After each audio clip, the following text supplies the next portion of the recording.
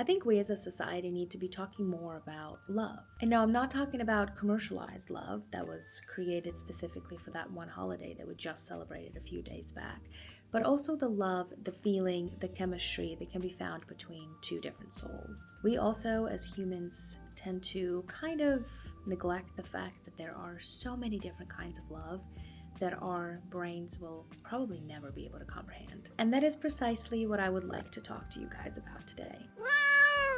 Hi, my name is Oksana. Welcome back to my channel. And today I'm going to be sharing 10 books that to date are the best books I've ever read about love. Now, as I'm going down the list of these books, some of them you might be thinking to yourself, are they actually about love or is she imagining things?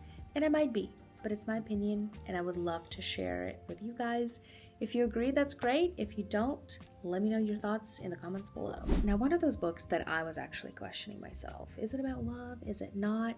Is The Nightingale by Kristen Hanna. And now, after I've read this book, after I actually reread some parts of this book, I can definitely say that yes, 100%, hands down, it's about love. Is there romance in this book? Yes. Is it the main plot-driven instrument? No. However, there are different kinds of love that are more important and pertinent to the story than just romance line. For those of you who do not know what The Nightingale is, and I truly think and maybe hope that there's only a handful of people who haven't heard about this book yet, but this is a story about two sisters, Vienne and Isabel, and they are sharing their life stories on the background of World War II. Now, this book probably to date contains some of the most horrific scenes I've ever read in the book because of said war. We're also following two sisters, two very different sisters, sisters that make different choices, sisters that get separated, that get literally thrown to the deepest pits of hell, but they survive. You want to know why?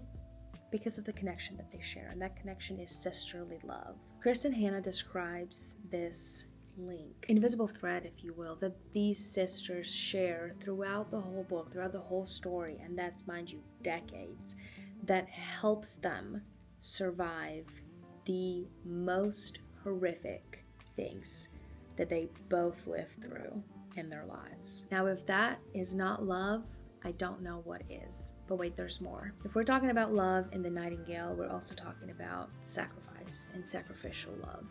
Something that you have to give up.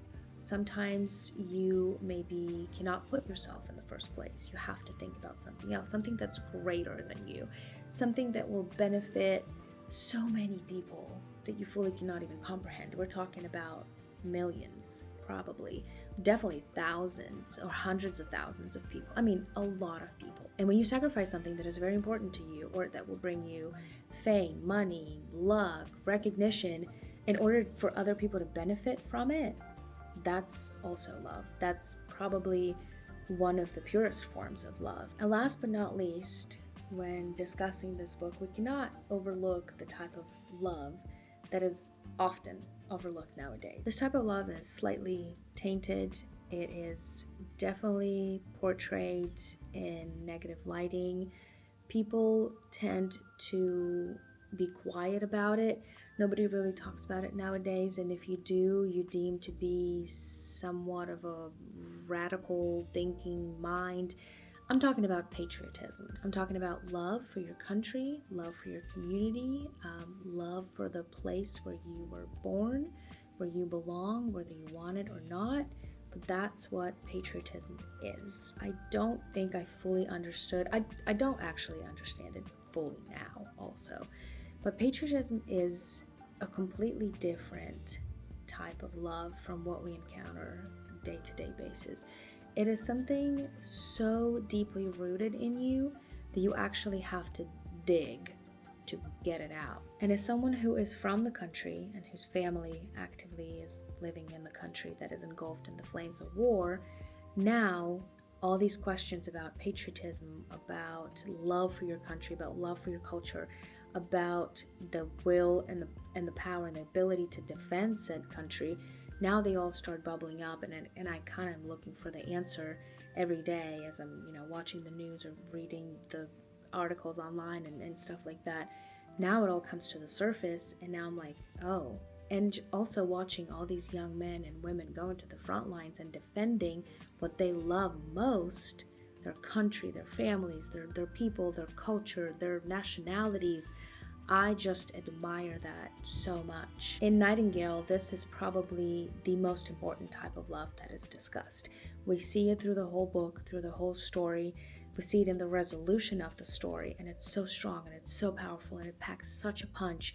I was sobbing for days after I finished this book. So I could not ignore Kristen Hanna's The Nightingale when I'm talking about love. The next book I would like to mention is Our Wives Under the Sea by Julia Armfield. This is a story about a queer couple where one of the wives is going to a deep sea expedition and unfortunately goes missing for an extended period of time. Now we are consuming this story through the POV of her partner, who is waiting for her wife on the shore, constantly worrying, constantly thinking about where she could be, constantly living in this state of, is she alive? Is she okay? Is she actually coming home? And the time plays the crucial role in here, because the longer it gets without her wife, the less of a hope she still has that she's coming home. This story is definitely tragic. The story is definitely heartbreaking, but the story is also very beautiful. In Our Wives Under the Sea, Julia Armfield discusses topics like grief, devotion, and transformation, and every single one of these go hand in hand with love. Now one day, mysteriously and obviously lucky for our main character, her wife comes home. The submarine is found, the expedition is rescued, she can seemingly go back to her normal life, right? Unfortunately, no, that's where the story gets very heartbreaking. No matter the amount of love that our main character is pouring into her wife, she cannot fill that void that was formed in her heart by a stronger force than us. We watch how with every chapter, with every new page, the spark in her life is just going out. The devotion that our main character has for her wife is admirable.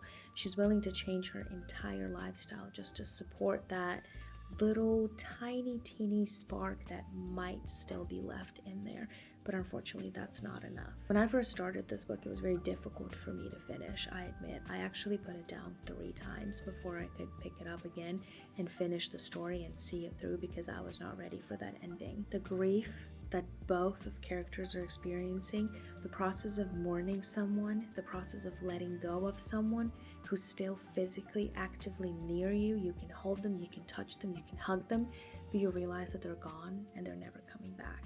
That's just wow. The next book is a classic, and I'm pretty sure a lot of people heard about it, a lot of people read it. I'm talking about Little Women by Louisa May Alcott. We are discussing topics of familial love first and foremost. There are obviously all the sisters and the sisterly love, and then there are parents and like the parental love, fatherly, motherly, all the kinds. And then we are so engulfed in it, so engrossed, and it's so beautiful, and it literally makes you smile. Like I'm smiling right now just kind of remembering about that book. Very, very beautiful. Also talking about romantic love in this book. We are experiencing our first loves, our first kisses, our first touches, first feelings of yearnings and, falling in love. And then also, first breakups and things like that. It's just, there's a lot of firsts in this book, but it's also so beautiful and so pure. And I love that it's not vulgarized and it's portrayed as such a beautiful thing and something to look forward to as you're growing up. Little Women also discusses marriage as a form of love, as a form of union between two people who love each other. We are shown very traditional marriage with traditional values and, ideas, but it's still beautiful to see people who create something together, and they basically become 2 parts or like 2 essential mechanisms in something that works as a whole. That makes sense. I don't know. There are going to be a lot of these types of books that made me sob and made me cry and made me literally lose sleep over.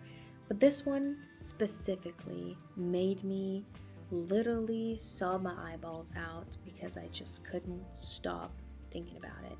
and it's Song of Achilles by Madeline Miller. If you're a fan of Greek mythology and you haven't read this book yet, I highly recommend. It's a story about Achilles and his friend, his companion, Patroclus, but it's also so much more than that. And the fact that they are literal soulmates who understand each other without uttering a single word, but also that they are so devoted to each other, that their passion and their love and this connection that they have, it literally transcends time and space. And when you read the ending of the book, you understand this so clearly. I did. It clicked in 1 second.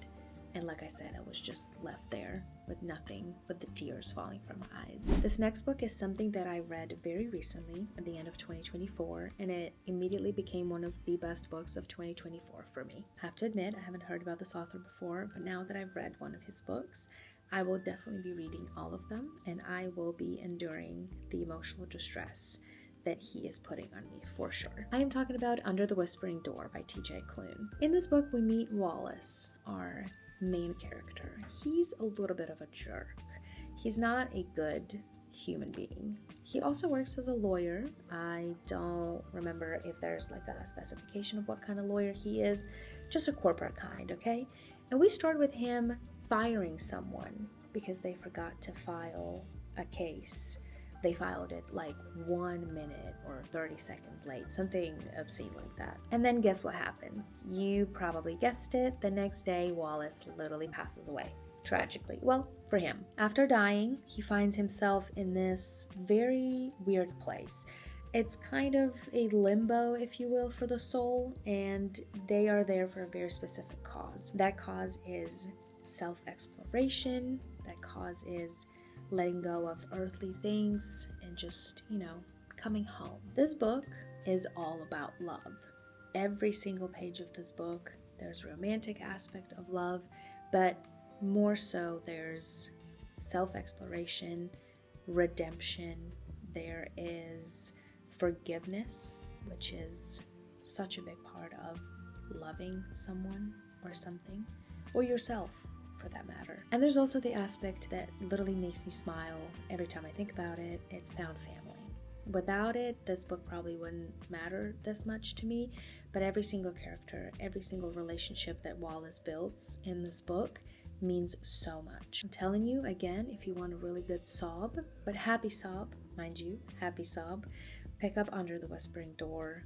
You will thank me later, okay? Another book that I ended 2024 with is Small Things Like These by Claire Keegan. I listened to it in audiobook. It was a very short book. It's a wintry read for sure. It lasts like maybe 2 hours.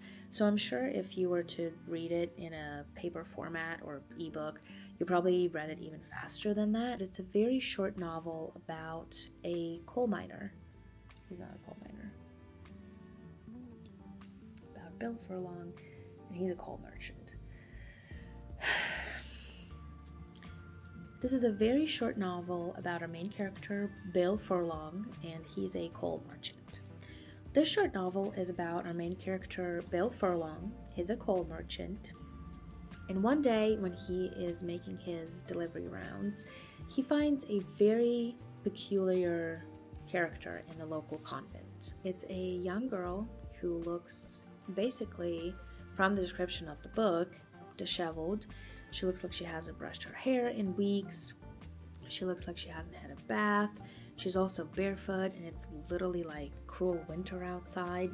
So he's taken aback by it a little bit, and then he starts talking to the girl, and he realizes that the local monastery, the local convent where this girl lives, does some unspeakable things to these young women. Now, Bill himself has a family. He has a wife and he has daughters, and he's now conflicted with what to do in his life. On one hand, he really wants to kind of just go back to his normal life and enjoy his life and enjoy his kids. They have, I believe, one more on the way, if I'm not mistaken, and he kind of wants to preserve this type of life without any problems. On the other hand, he cannot stop thinking about this poor girl that he found in the middle of winter just sleeping in a shed barefoot. Now, this book discusses that very specific type of love that we talked about before, the sacrificial love, that he probably knows that he has to sacrifice probably a good bit in order to help this girl, but he knows that he will definitely sleep better the next day, knowing that he did the right choice and he helped save the life. Since we were talking about all the books that made me sob recently, the love books that made me sob, let's add a little sprinkle of positivity into it as well, okay? We're going to be talking about The Traveling Cat Chronicles by Hiro Arikawa. I came across this beautiful book completely by accident. I was scrolling through Libby to see what books were available right here and right now because I wanted to listen to something, and this book popped up and I was like, oh, the POV of a cat? Okay, sign me up. A few hours later, and I literally fell in love with this book so hard that I cannot stop thinking about it, even though I read it about 2 years ago. Like I said, this book tells a story from a POV of a cat, and our cat's name is Nana, and he travels alongside our other main character, a human, Satoru. He's traveling around, okay? He has some errands to run. He has some life discovery lessons to learn, and he has his companion, Nana, with him. Together with Satoru and Nana, we are visiting meaningful people in Satoru's life, and we are learning the meaning of life also through every single story that he's telling us. So we're kind of learning about these people, how they became to be in Satoru's life, what impact they have on his life, etc., etc., etc. And then we're learning all that through the POV of Nana, who is extremely quick-witted, sarcastic, funny. I know the author made him that way, but I'd like to think that all cats are like that, okay? And he is full of unconditional love, selfless love to his owner, to his partner, to his companion, Satoru. I have to warn you though, this book has quite an ending, and yes, it will also evoke some tear shedding. Okay, Book Lovers by Emily Henry probably was a very first proper romance book that I've read since rediscovering my love for reading back in 2022. I've heard a lot about this author, I've heard a lot about this book, so I decided to pick it up, even though, like I've said before a million times, I do not read romance novels. For me, they are cheesy, they are all the same, they all end in the same manner, and I just like, this is not my genre. Book Lovers was a completely different story. I love that this book was obviously about romantic aspect of love, but it was also about self-discovery and the power of healing oneself, and we kind of witnessed that from both of our characters. And I don't know, I love this book so much. Maybe because it was my first, but I don't think so. I genuinely think it's because this book was that good. I also loved how the romantic aspect of relationships between our characters literally was built on mutual respect. They both had their careers, they both had their hobbies, they were completely different human beings who decided out of love, out of passion, out of respect to get together and stay together. If you read Book Lovers, you'll understand this, but I don't want to spoil the ending for you. But when it comes to like a certain, third act breakup, even though you don't get a traditional one with Emily Henry, but there's still a type of drama or an obstacle we have to overcome. I love how our characters handled it, and I love how mature they are, and I love how they were both acting out of pure love for each other. So I highly, highly recommend reading Book Lovers, even if you're not a romance girly, because I'm not, and I loved it. This book is the newest addition to this list because this is one of the last books that I've finished, if not the last book that I finished. I think it is. I'm talking about The Favorites by Lane Fargo, and this is also a book about romantic aspect of love, but also it's about passion, it's about lust, obsession, it's about kind of self-discovery and growth as well, and it's also about love for a thing that you do. In this case, we're talking about two figure skaters that are so in love with their sport that they don't see anything around them but themselves in this sport, because they're madly in love with each other as well, and the sport. I also love how this book discusses toxic relationship, because they are very toxic, especially in the middle of it all, where they get confused and they get, they forget what they're doing this for, and they are so obsessed with each other, and they're so obsessed with winning, they're so obsessed with figure skating that they are toxic to each other, but that's also an aspect of love in real life as well, and I love to see how our characters overcome that, how they navigate through it, and it's just fascinating. I literally could not put this book down. I think I devoured it in like a day or two max. It was so captivating. It was so good. Last book on this list, but definitely not least, a little sneaky sprinkle of Ukrainian literature by a very famous Ukrainian author, one of the pioneers of Ukrainian literature, actually, and I'm talking about Forest Song by Lesa Ukrainka. Forest Song is a fairy drama in 3 acts, so yes, it is a work in verse, and it's something that every single Ukrainian kid learned at school. We read it for our Ukrainian literature class program, and I don't think it was really age appropriate. I think we learned it like very early, like 5th or 6th grade. But now that I reread it as an adult, I think it's a beautiful work of literature, and it needs to be studied when you understand what love is, or understand a little bit better than when you are 13. In the center of the story, we are following our 2 main characters, Mavka, who is a mythical creature. She's a forest spirit, and Lukash.